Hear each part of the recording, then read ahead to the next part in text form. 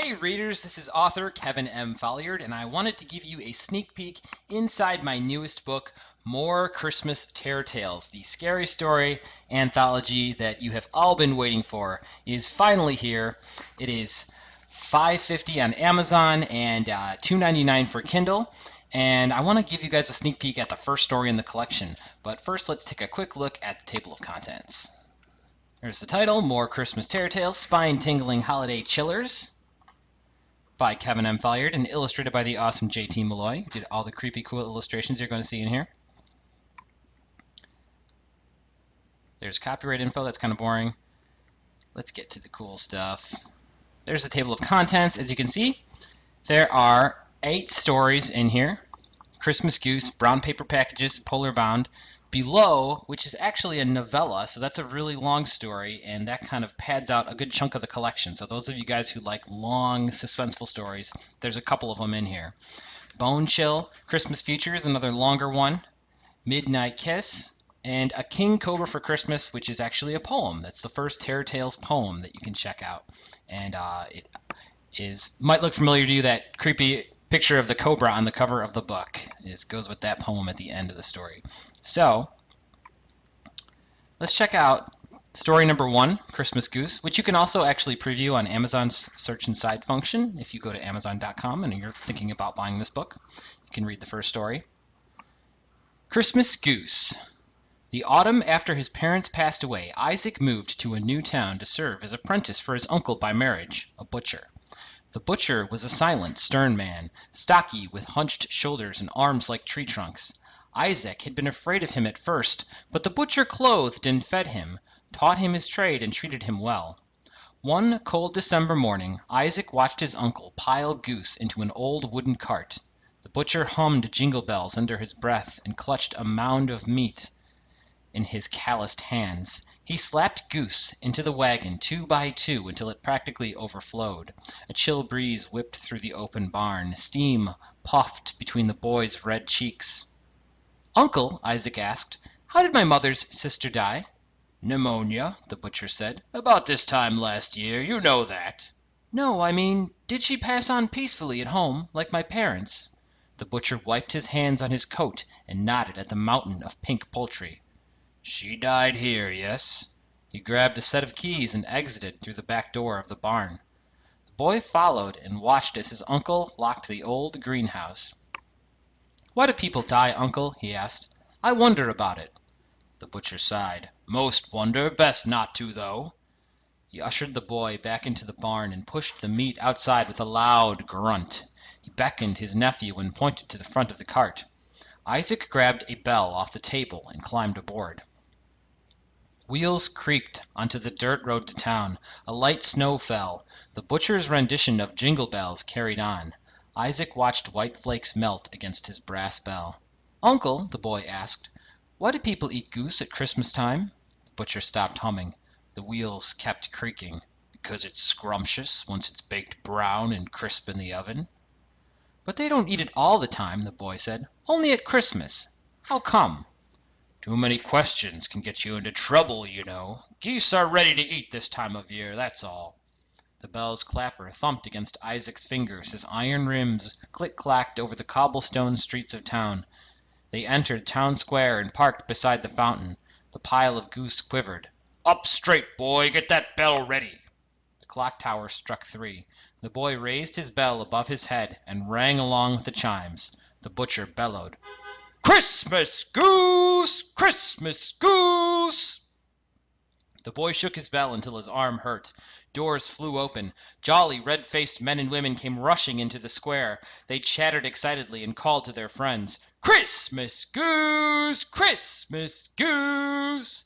As the townsfolk lined up, the butcher motioned for his nephew to put the bell down. The boy rubbed his arm, then reached for a bundle of parchment paper beneath the cart.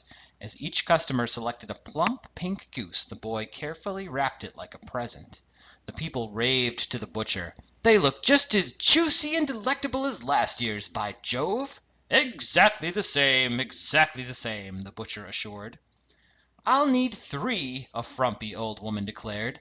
"Last year my 6 children and 12 grandchildren ate goose until they were about to burst, and this year we'll do it again."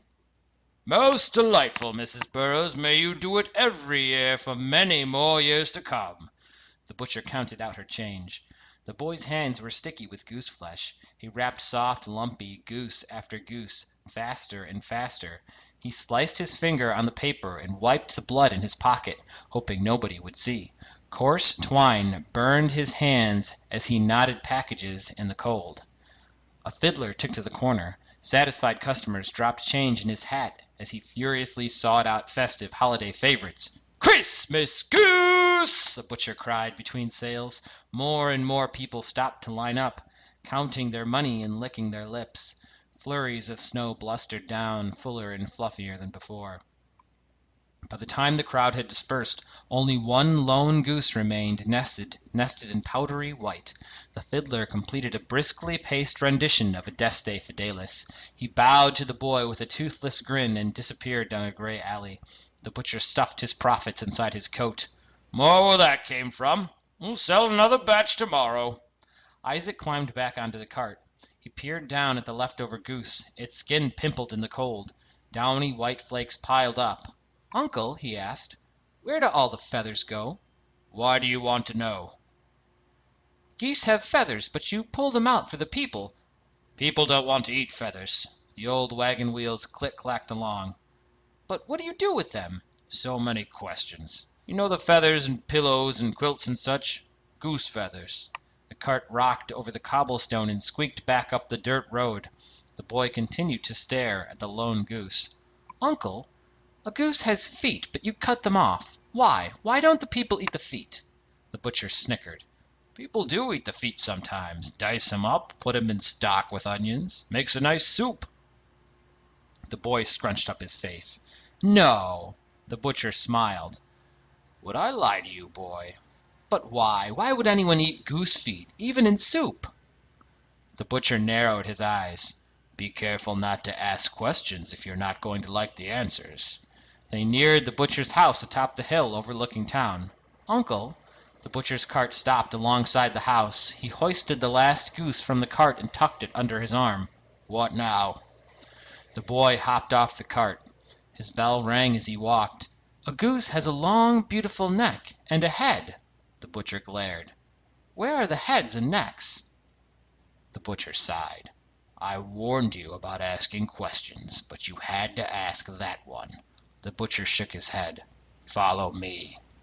The butcher led his nephew through the barn. He placed the last goose on the table and proceeded out to the greenhouse. He unlocked the glass door and motioned for the boy to enter. "We keep the heads in here." Isaac entered the moss-covered greenhouse. Shrill honks echoed off the glass. Rows upon rows of necks wriggled in the dirt like a garden of decayed eels. Crusty black beaks snapped open and shut. Foamy tongues lapped at the air. Sunken black eyes pleaded. The boy's bell clanged against the ground. The butcher pushed his nephew closer to the snaky goose heads. "We save the heads. Plant them back here in the ground, feed them, and grow them nice and plump and juicy again for next year." The geese screeched and twisted at the sound of the butcher's voice. "Then around December, when people crave goose again, we dig them up and cut them up and put the necks back into the ground where they belong." Black beaks snapped at the boy's ankles. His heart pounded. "But, Uncle, this is terrible! Why? Why do you do this?" "We've always done it."